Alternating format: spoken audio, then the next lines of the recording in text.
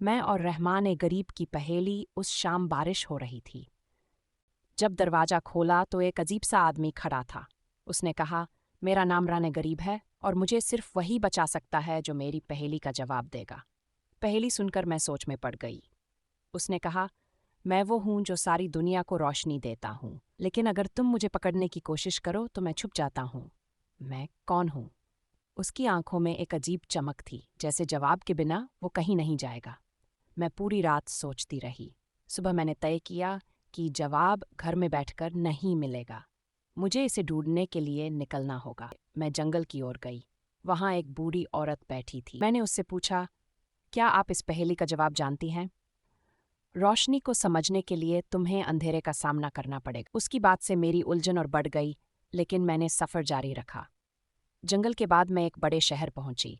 वहां हर तरफ चमचमाती रोशनी थी। लोग व्यस्त थे, इमारतें जगमा रही थीं, लेकिन फिर भी सबके चेहरों पर अजीब सा खालीपन था। आगे चलते हुए मैं एक नदी के पास पहुंची। वहां एक नाविक खड़ा था। उसने कहा, अगर तुम्हें उस पहेली का जवाब चाहिए तो तुम्हें इस नदी को पार करना होगा, लेकिन ध्यान रहे, सफ़र अंधेरे में होगा। मैंने डरते हुए सफ़र शुरू किया। जब मैं नदी पार करके दूसरी तरफ पहुंची तो मुझे जवाब मिल गया।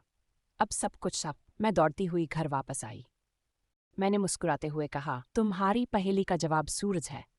वो दुनिया को रोशनी देता है, लेकिन जब हम उसे पकड़ने की कोशिश करते हैं तो वो हमारी पहुंच से दूर हो जाता है। रहमान गरीब ने खुशी से ताली बजाई। तुमने सिर्फ जवाब नहीं दिया, तुमने इसे समझा भी है। रोशनी और अंधेरे का रिश्ता जान लिया है। अब तुम अपनी रोशनी बन सकती हो। ये कहकर वो अचानक गायब हो गया। उस दिन मैंने सीखा कि जिंदगी की सबसे बड़ी पहेलियों का जवाब खुद में छिपा होता है। बस हमें उसे खोजने का हौसला चाहिए।